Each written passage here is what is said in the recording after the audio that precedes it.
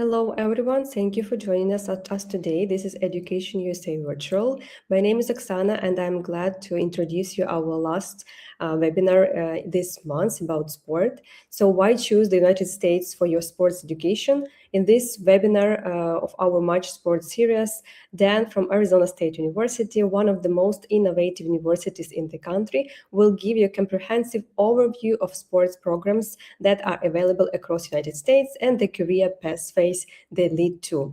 If you have any last questions about sports degree in America, please write them in the chat and we'll be glad to answer them at the end of our webinar. Thank you, Dan, for joining us today. The floor is yours. Thank you so much, Oksana. Hi, everyone. My name is Dan Gerbatch. As Oksana has already mentioned, really excited to be partnering with Education USA today and to have all of you here. And my presentation is going to be a little bit general.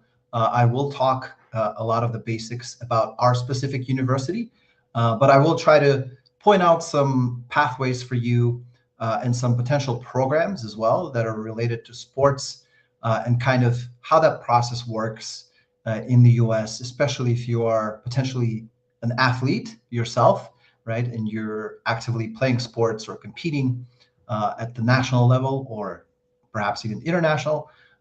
What are some of the ways for you to utilize your background to pursue that career in the United States? Okay, so get started here. This is again my name and my contact information. If you have questions after this presentation or you're watching it online, feel free to reach out to me at any point, and I'll be happy to get back to you. If it's something I don't know, I'll make sure to connect you to another colleague that is perhaps more of an expert in that particular domain. But I'm part of the admissions team at Arizona State University, and I travel to various markets, including some of the countries that you're all from, but also China and a few other Asian countries as well. So I've always loved working with international students. And again, it's my pleasure being here. So a little bit of a quick pitch about ASU. ASU is really a unique school in the United States because it is, first of all, the largest public university, right? And as a university, we're really defined by this charter statement that you're seeing on the screen right now. So ASU is measured by whom it includes, not by whom it excludes, right? And how our students succeed while they're at ASU and after they graduate. We also really are passionate about advancing research and discovery that is of public value, right? So we don't just make our students study in an ivory tower. We want to make sure that the results that they're producing, the research that they're producing, that it has a positive impact on our society. And finally, we assume responsibility for the communities that we serve. And so I think just having that as a background will give you a better understanding of who we are as an institution. All right, so first things first, I wanted to mention where we are on the map because US is a huge country, and many of you may not have necessarily visited us. So it can be quite confusing, right? Figuring out exactly where different institutions in the US are. So we are one of approximately 4,000 different colleges and universities that we have in the United States, right? So all of you have tremendous choices and opportunities in the US. We are one of those choices, and I will also try to share why we're probably one of your best choices potentially. But this is where we are. We are in the state of Arizona, which is in the southwestern part of the United States. It is the sixth largest state, right? So in terms of its area, in terms of the land mass, it is the sixth largest. So it's quite a big state, not as big as maybe Texas or a few other states, but quite large. And our campuses are primarily located in Phoenix, which is the largest city in Arizona. It's also the fifth largest city in the US, all right? So that's a little bit about the geographic location. So of course, being in the Southwest, you can probably guess that the climate is going to be on the warmer side. It is similar to probably Spain or Turkey, if you've been to either one of these countries and closer to home, right? So it is a very sunny, warm climate. It is also very dry, right? So it's not humid like for example, Southeast Asia. All right. Well, as I mentioned earlier, we are all about including as many students as we can and providing access to educational opportunities as well as career opportunities to our students. And that as well, you'll see we are actually the #1 public university chosen by international students in the United States. So what that means is that we have over 15,000 international students. All right. So that's just an incredible number. That is, in some cases, that is the size of the entire university. We actually have that number of students from all over the world, including Eastern Europe, including, of course, Africa and Middle East and Asia. So our students come from over 150 countries, and all of them feel welcome on our campuses. And I think you would feel the same if you had a chance to visit. I did want to mention that we have lots of different rankings for various programs. So if you're interested in looking some of those up, perhaps take a screenshot of this website and you'll be able to see different program rankings that we have at ASU. All right. So moving on a little bit to Phoenix, just to give you an idea. I had a video that I wanted to share, but unfortunately, I think it's going to be a little too challenging technologically to play the video live.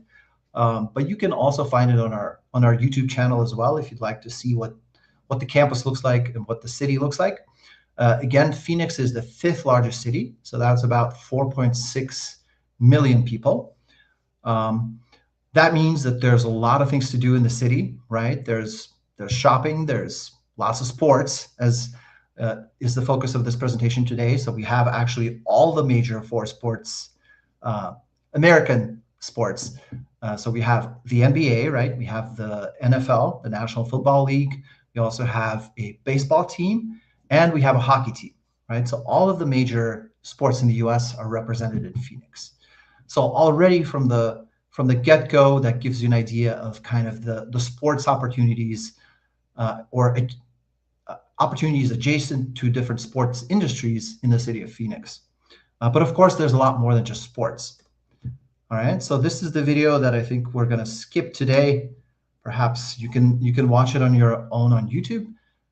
And the other thing I wanted to point out is that as a larger university, we actually have multiple campuses, right? So we don't believe that every type of student, has the same exact outlook or has the same exact needs. We think that each one of you deserves kind of a unique experience, and we want you to customize your experience, right? We want you to find a campus that fits you, and we want you to also find the academic path that is tailored to your interests, to your needs, to your passions, and your talents. So that is why we have multiple campuses. Now, most of these campuses are still in Phoenix, right? So 4 out of the 5 that you see on this slide are located in the Phoenix metropolitan area. We do have one center also recently opened in Los Angeles, California, right? So that campus currently does not offer any sports-related degrees, but it does offer film and fashion design and things like that. So perhaps for those of you that are not necessarily thinking about sports yet, or perhaps you'd like to design sports fashion, right? Sports garments and things like that, that could be another potential location. But I'm not going to go too much into the different campuses that we have. Again, if you have questions about that, I'd be happy to cover that in more detail. But I'm going to leave it there for the purpose of this presentation.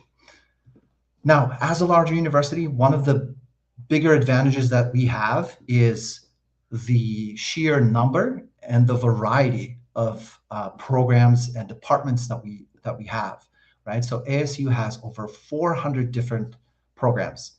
This includes everything from bachelor's degrees, which are typically 4 years in the US, to master's degrees or even doctorate degrees, right? So if you wanted to come to ASU and get your bachelor's degree and then stay for your master's and then potentially get a PhD, you could do it all in one university if you chose to do so. These are some of the kind of general categories of degrees that we offer. So obviously this is not a full extensive list by any means, but just to give you a general idea of what we do have, we we're a school that is very comprehensive. So everything, of course, in the sciences and humanities, to things like business, engineering, um, sports-related degrees, which I'm going to talk about a little bit later, but also things like design and art and theater and dance. Right? There's really, I would challenge you to find something that we don't have at ASU. Let me put it that way. All right. So for all of you, if you're looking into pursuing a program related to sports, right? Whether it's a business related or whether it's working with athletes on their performance, whether it's training athletes, right? Or perhaps being a medical staff that works with injuries and things like that. So all of these programs do exist at ASU. They may be called different names, which don't always have sports in the actual title of the program. But the resource for looking up all of the degrees that we have is on our website. It's if you go to just asu.edu or the link that I have on the slide, that's where you'll be able to look up all the programs that we have, right? So I encourage you to do this as this presentation is going on, or if you're unable to do it right now, please take a moment later on after this presentation to look up some of the potential programs that could be of interest to you. So I tried to, I know this slide may be a little bit small to see, but I tried to list some of the programs that we do offer at ASU, specifically related to sports. So of course we have things like kinesiology, we have exercise and wellness. We also have programs that are more on the business side. So perhaps, working on the marketing for a sports team, right? Working with athletes on their personal brand, their marketing. There's really lots of different opportunities. So again, I would encourage you to actually go to our website and take a look at the things that we have that are related to sports in one way or another.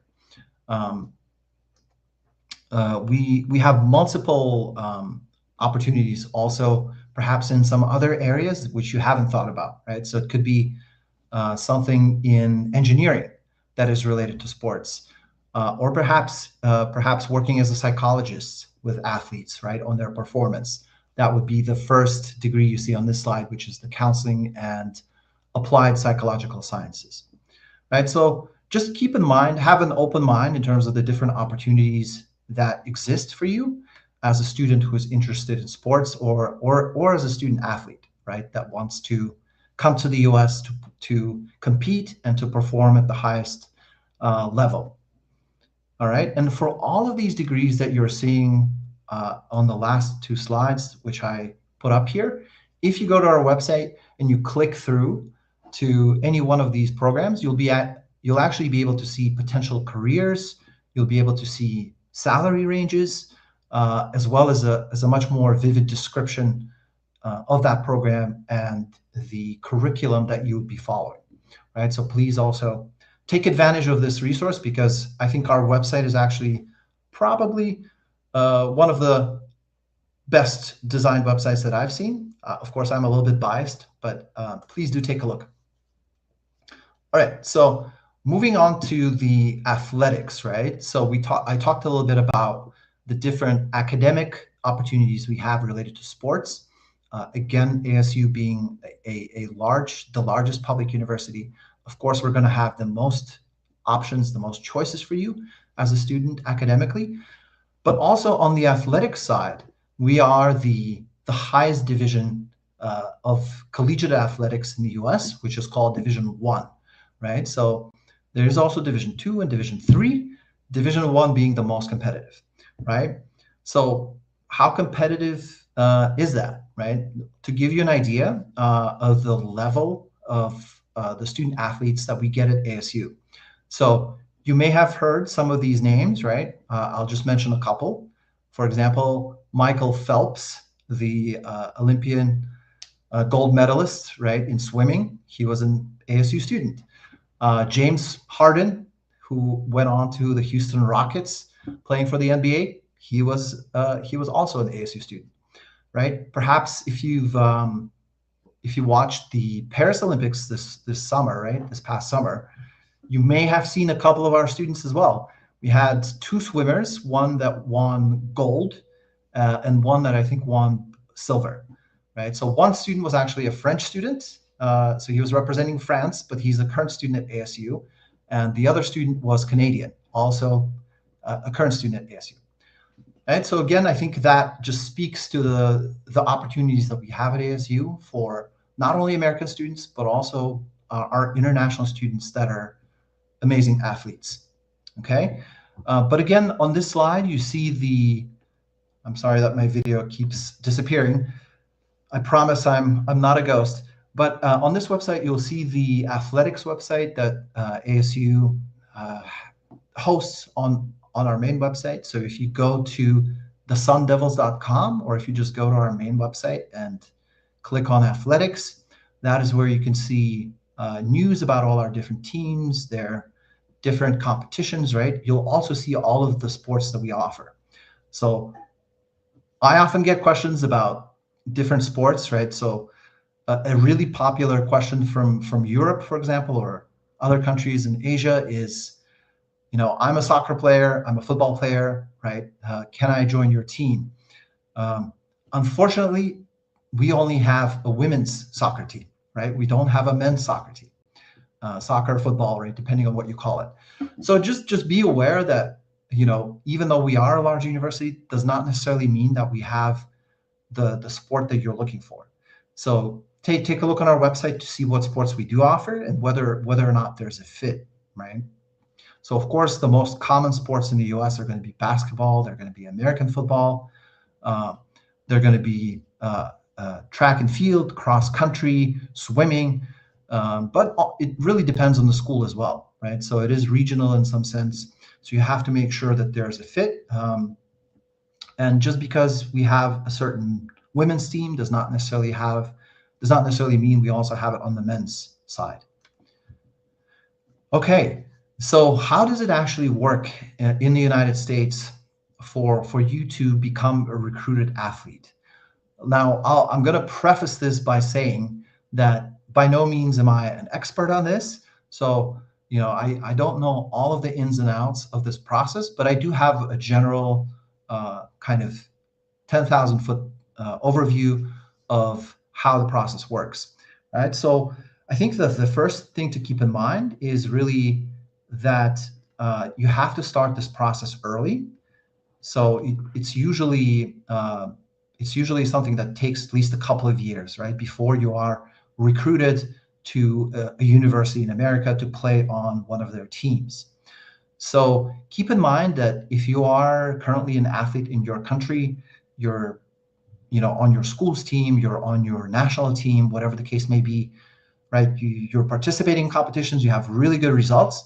That's great, but there's still a process in place, and you have to follow that process in the U.S. to make sure that you're on track and that you're not missing any kind of important deadlines. So the first step for a lot of international students is to register with NCAA. So NCAA is the accreditation organization in the U.S. that kind of oversees all of the collegiate sports in the U.S. So you have to go to their website and actually create an account as an athlete, right? A profile. That is kind of the first step, and you really want to do that as early as possible. I think they suggest that you can do it before your freshman year in high school, right? So just keep that in mind. The other steps that are required, of course, for you to be recruited is generally graduating from high school successfully. So you do have to actually complete your high school, even though you may be an amazing athlete, right? We still generally require you to have a graduation diploma. And you have to be, of course, admitted to a college that you want to go to be on their team, right? So you may be an incredible athlete, but if you want to join the Harvard cross-country team, you still have to be admitted to Harvard to be able to actually join their team, right? So I'm not an expert on the process, but I would encourage you to look up NCAA, and on their website, they have more information about the eligibility criteria for international students. So I encourage you to go to their website to take a deeper look. But also, I know that they host a lot of webinars like this one, where they really dig into the steps required and the various kind of scenarios and various types of athletes from different countries. What are the specific requirements? So I would definitely encourage you to sign up for that as well, and watch that. All right. So kind of moving on to how do you actually apply to a U.S. college, right? As that is one of the requirements of becoming an athlete in the U.S. And even if you don't want to be a recruited athlete, but you just want to study a program that is related to business, right? You still have to be admitted to a U.S. university. So I will use again the example of our university in terms of how it works, but this is going to be similar at a lot of other schools in the U.S. as well. Um, just keep in mind that, of course, every university has slightly different requirements. So some of these scores or numbers may differ, but the general process is going to be very similar. And so this is what we require specifically at Arizona State University. As an international student, we accept you. We expect you to submit your transcripts to us, right? So we generally will ask your school for the transcript, or you could also mail your documents to us as well, and we will take your high school grades and we will convert them to the U.S. grading scale, right? So the U.S. grading scale is a 4.0 scale. On that scale, we generally require that you have about a 3.0, right? 3.0 is roughly 80% average grade, right, for all of your high school. So that is kind of the general requirement for ASU. Of course, other universities, right, they may have much higher requirements. So if you're applying to a more competitive school like the Ivy League universities, right, whether it's Brown or Princeton or MIT, likely you're looking at having nearly perfect grades, as well as many other factors that would make you competitive for that university. Again, at ASU, as I mentioned in the very beginning of my presentation, we are all about providing access to education, and so we want to include as many students on our campuses as we can. And we really believe that students, don't necessarily have to have perfect grades in order to be able to contribute to society and to be successful, right? So that is why our requirements are a little bit different.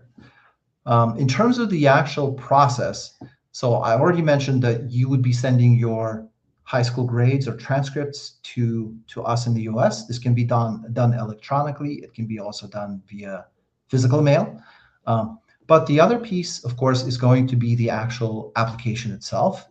Now, at ASU, we use Common App, which is a third-party system. For pretty much all American universities, you can use Common App. So you can fill out your information all in one portal, just fill it out once, and then you can send it to multiple universities in the US, right? So it's really convenient. If you are applying to the US, I would probably recommend you also use the system. If you're only applying to ASU, right, we do have our own application as well. So either one of those options works for us. As I already mentioned, you would send your transcript. There is usually a application fee that you have to pay. And then the other piece for us, I think it's on this page here that I didn't talk about, is also your English, right? So of course, coming to the US, we expect all of you to be able to not only speak English, but to be able to use English in an academic setting, right? So this would be writing in English, it would be reading in English, it would be having discussions with your classmates and professors, presenting in English. All of these skills are really important, and that is why we require some kind of an English proficiency test. For us, we accept pretty much all of them, including TOEFL, IELTS, or Duolingo. And I would say that our requirements are very reasonable, right? Again, that's something that most universities in the US will require from international students, but the specific numbers will differ quite a lot. All right, so once you've sent all these documents, hopefully, if everything goes well, right, you will receive an email that says, "Congratulations, you've been admitted to Arizona State University," or whatever university you're applying to. Um, Once you have that, right, a lot of universities will also consider you for a scholarship. So there's different types of scholarships in the U.S., but generally scholarships refer to money that you receive that is based on your usually your academics, right? So if you got really good grades, you you studied hard in school, you have perfect grades or really high grades. Um, Perhaps also you took the TOEFL or you took the IELTS and you got a really nice score, right? In combination, those numbers will determine the amount of scholarship that you will receive. So again, this depends on the school in terms of how exactly it works. For us at ASU, we look at your GPA, your grades, as well as your English proficiency. And so these two things will combine to determine the amount of money that we will award you. Um, a lot of students will ask about financial aid as well, right? So in the U.S., we kind of distinguish between these two things. So you have scholarships, which are based on your grades or other talents and accomplishments, whereas financial aid is generally based on your financial situation, right? So it is based on the income level of your parents and things like that. Okay, so think of financial aid as more kind of help, whereas scholarships are more like an award, a recognition of your excellence. Okay, so at ASU, we have this scholarship that all of our international students are considered for automatically. So all you have to do is to apply to ASU, uh, take all the steps that I mentioned earlier in terms of sending your transcripts, your English proficiency scores, right, filling out the application. Once we have all of that and you've been admitted, we will then consider you for this scholarship automatically, right? And there's additional opportunities available to students from abroad. So I encourage you again to take a look on our website. You may be able to find additional scholarships that you can apply for as well. For athletes, I don't have a slide on here, but of course, if you've been recruited to one of our teams as a student athlete, right, whether this is a swimmer or I don't know, a basketball player, or somebody else, right? Generally, as a recruited student athlete at ASU, you would be getting all of your tuition paid by the university, right? So it's essentially a full scholarship.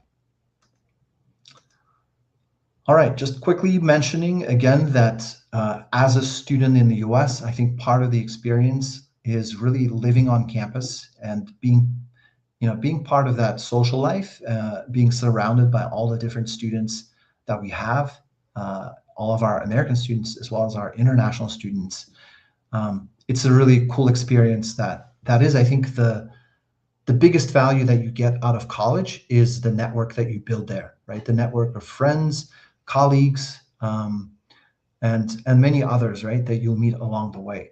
So at ASU, we ask our students to stay on campus the first year, and all of our dormitories, all of our housing, it's uh, based on the major that you're studying, right? So if you are for example, a kinesiology major, right, or sports performance major, all of your hallmates, all of your neighbors would be from the same college, from the same department. So it just gives you an additional kind of network to fall back on. And at ASU, in addition to all the wonderful sports that we have over 800 different student organizations, right? So there's just so much to do as a student that really it's often challenging for students to find enough time to do all the things that they want to do. Um, so you're kind of juggling your academics as well as your social life, and then hopefully also getting some sleep in the process as well. And so I'll stop there in terms of ASU. Again, This is the contact information that you can scan using your phone. We encourage you to get in touch with us if you have more specific questions about the recruitment process as an athlete or just applying to our programs in general, or anything else that I didn't cover in this presentation. Please feel free to contact me and my team. We also have a page on Instagram for our athletics, so please feel free to follow that. Um, yeah, so thank you all for this time. I appreciate meeting with all of you virtually, and I hope we'll have some questions, comments, and if not, thank you for your attention. Thank you, Dan, so much for covering so many information in this presentation, because it's really important for many students, and especially for providing this information about scholarship and students' life in ASU in Arizona.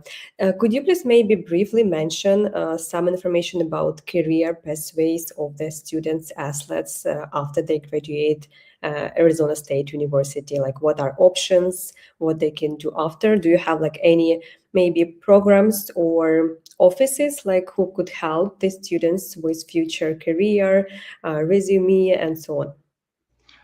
Yes, of course. Thank you, Oksana. Yeah, I don't think I have a slide on this in this particular slide deck about our career services. But of course, all of our students are eligible for the career services that ASU provides. So just for the students' benefit, right? A career services office is an actual unit on campus where you can go as a student, and they have all sorts of different events for students, right, that are related to finding an internship or actually planning your career, right? It could be meeting employers, it could be meeting with company representatives from their HR. It could also be in the form of job fairs, right, where you as a student go and participate, meet with company representatives, have your resume ready, and apply for jobs right there. So that is kind of the standard format that usually the career services office offers. But they have much more than that, really, and of course, you will depend a little bit based on your college and your major.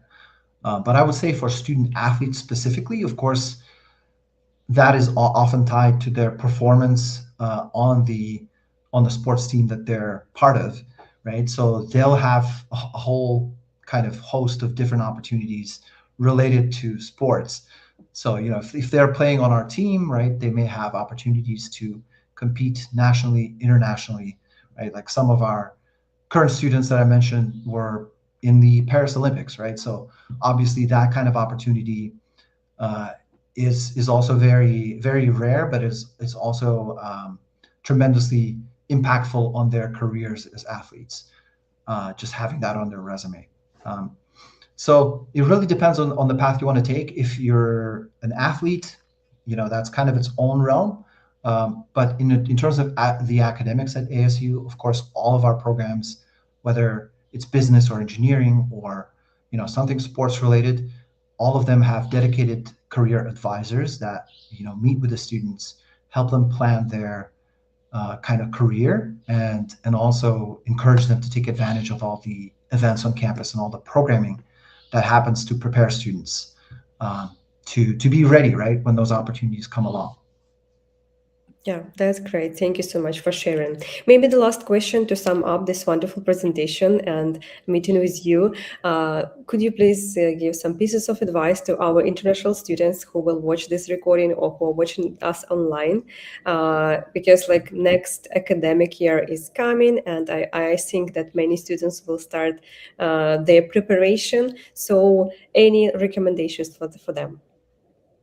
Yes, I would say that my first recommendation would be to not be discouraged, right, by all of the different negative things you may be hearing on the news. I know that there's been a lot of things happening in the U.S., but also around the world that maybe hasn't hasn't improved our reputation abroad in a positive light, right? So I would say that despite all the things that you may hear on the news and that you're seeing elsewhere, that we still very much value our international students, and we want international students to come to the U.S.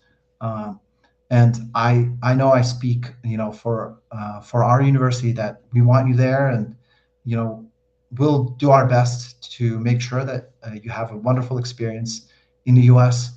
On our campuses, and that you're able to achieve the goals that you have for yourself. Right. That is really our only job, and that is a job we take very seriously. And we know that having international students on our campus is just such a beneficial um, thing for not only the university itself and the student community, but for the wider community of Phoenix, as well as the U.S. in general, right? So we very much welcome you. We will take good care of you, and we still hope that you will consider the U.S. and consider ASU specifically. Other than that, I would say in terms of your application process, make sure that you get started as early as you can, because there's a lot of documents to navigate. There's also the visa process, right, which can be a little bit complicated, and policies may change.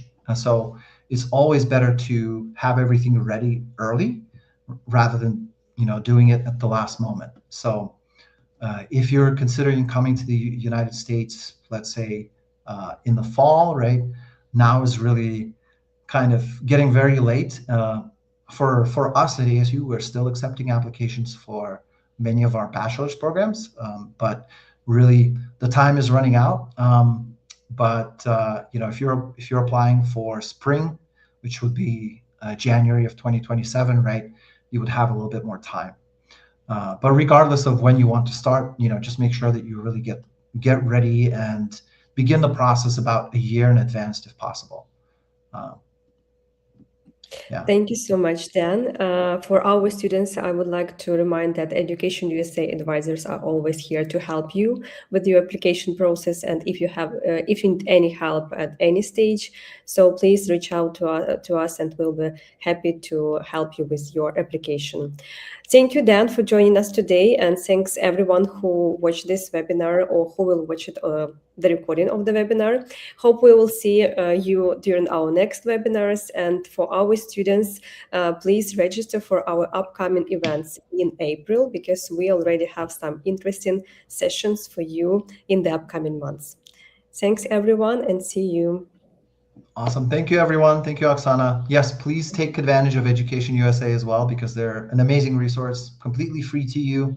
And they are the experts in their regions, right, in terms of how visas work and all of the latest news. Yeah, thank you so much. See you.